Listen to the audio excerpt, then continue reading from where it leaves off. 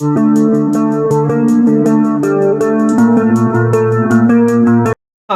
I'm Zach, and this is Challenger of Vedic Astrology and Tarot. Welcome to the channel. So, today we are talking about Ketu in Leo and Rahu in Aquarius. And if you like this video and want to see more great content like it, be sure to like, hype, and subscribe. It really helps out me and the channel. To be notified whenever I release a new video, be sure to hit the bell icon and select all. And if you'd like a Vedic Sidereal birth chart, a personal tarot reading, or an astrology consultation, links to those will be in the description box and the comments below. And if you'd like to donate to help support the channel, links to those will be in the description box as well. Okay, so when we're talking about Ketu and Rahu, first thing to know is they are like dogs. You have to look at their sign dispositor and their nakshatra lord. These are going to be the most important. They're like the humans holding the leash. Are they going to let the dog bite someone? Or are they going to rein it in? That's how you have to look at this. This is the most important factor. But I don't know that for this video. We're just talking about Ketu in Leo and Rahu in Aquarius. So let's talk about Ketu first. Ketu is your past. It's your past lives.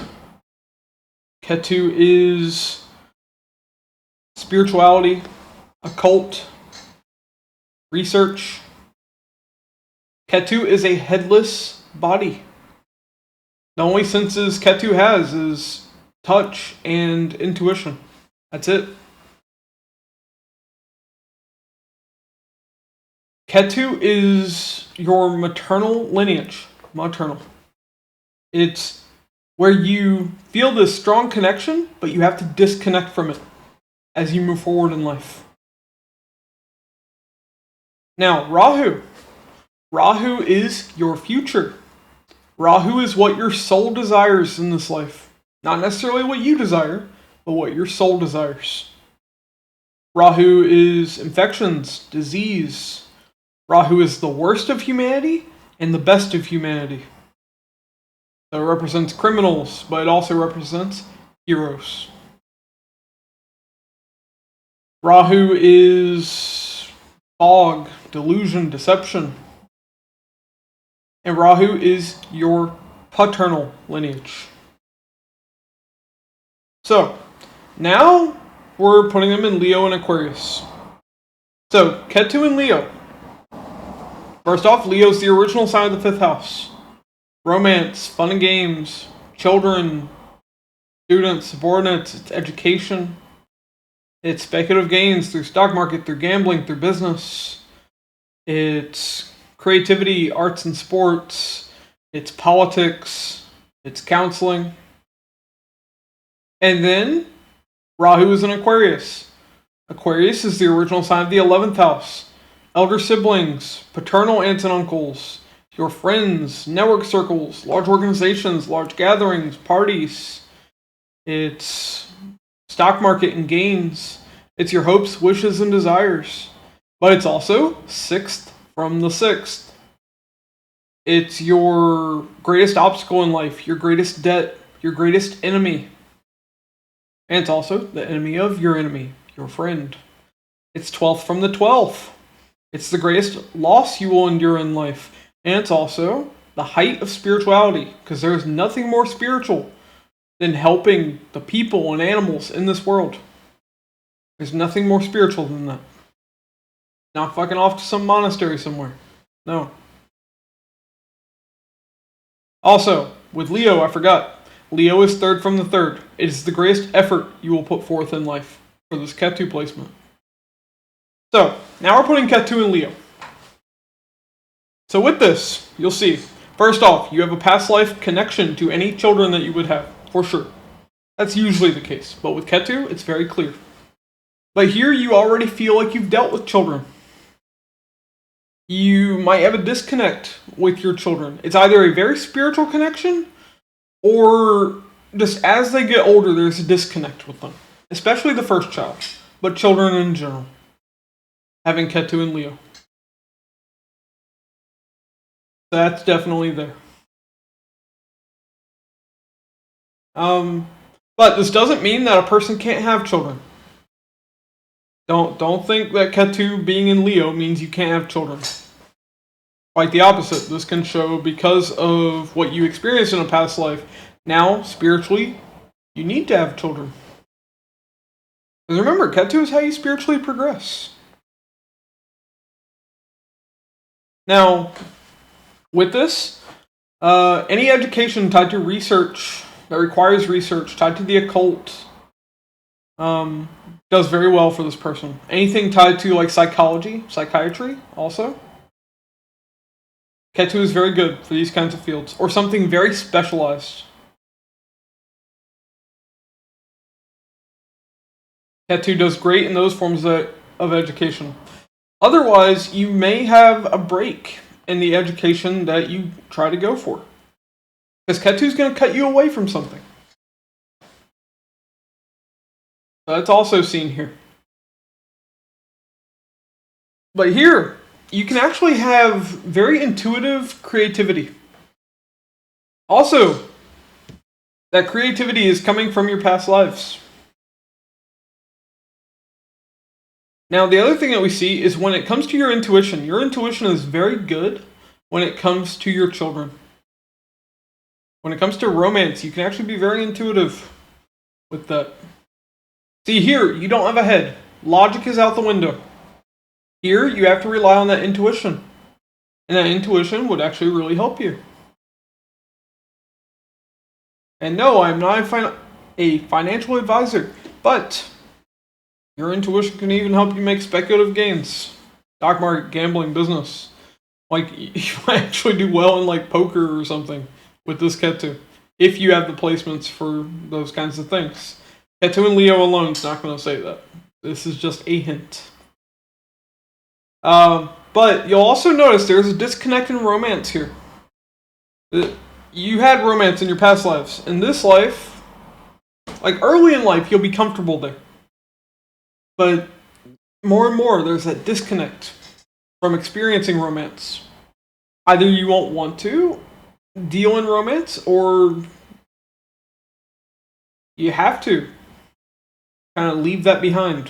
Like, you can be in a relationship, you can be married with this, but you may not be interested in the romance so much. Now,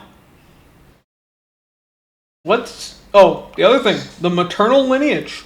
Maternal lineage could actually have very royal, regal status. Now, I'm not saying they're going to be a king or a queen.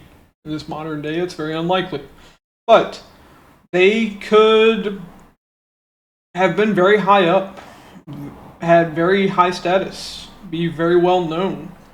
Could be wealthy, could be famous. In your maternal lineage, that could be the case. Or they could be involved in like government or politics. That could be there too. Or possibly even some educational environment. Because remember, Leo's the sign of education. Now, let's talk about Rahu. The Rahu in Aquarius, original sign of that 11th house. Well, here, your desire is to connect with your elder siblings, your paternal aunts and uncles, with your friends, to be a part of a large organization. But you have to be careful. These people can deceive you. Especially if Rahu's not well placed. If it's not being reined in by Jupiter or Saturn. If the dispositor isn't well placed. Or the Nakshatra Lord. These are all very important. But just looking at Rahu here, yes, you can be deceived by these people. There we go. Finally got it out. But here you have way too many desires. Rahu is overblowing that. You have the Graha, or planet of desire, Rahu, in the house of desire, or the sign of desire. So there are too many desires here. Also, something you will see here is you will have a great enemy to face in this life. Just think about it. Rahu is overblowing this.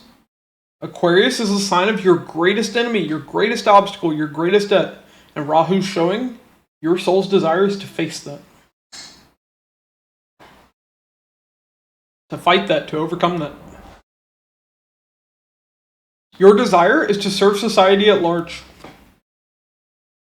You don't just want to focus on, just your family. No, you want to help the world. When Rahu is in Aquarius. Aquarius is like that higher form of Cancer. If Cancer is being emotional for your loved ones, your family, the people within your home, Aquarius is that, but for the world. So with Rahu, you want that. You want to serve society. Remember, Rahu is the planet that fights for Earth more than any other planet. It fights for the people of Earth, and it fights for the animals in the world, for nature. So here, yeah, this is the person that wants to go out and do good in the world. Protect the environment. Stop global warming, climate change. Help people. Volunteer at soup kitchens, donate, that kind of thing. That's what this Rahu in Aquarius wants to do.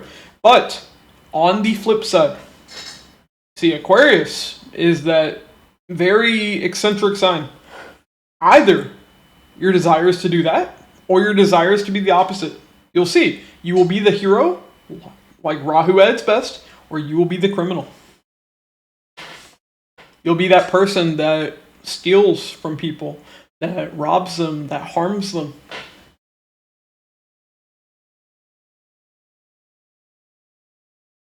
And you'll see that there are you will have very hidden sides to you. Like, on one end, you can be very spiritual, and you keep that secret. You don't show that to people in the world. Or, you can be very criminal, and you don't show that to most people in the world. It'll go one way or the other. Also, there are definitely health issues that can be dealt with here. Having Rahu in the sign of Aquarius. That can be very significant. Your soul showing that it wants to go through this. Now, yeah, you as a mortal living in this world, you may not want to experience that, but your soul wants to.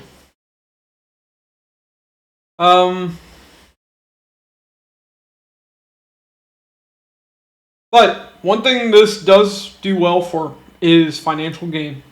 Rahu in Aquarius desires to make money, to gain in life, to fulfill your desires.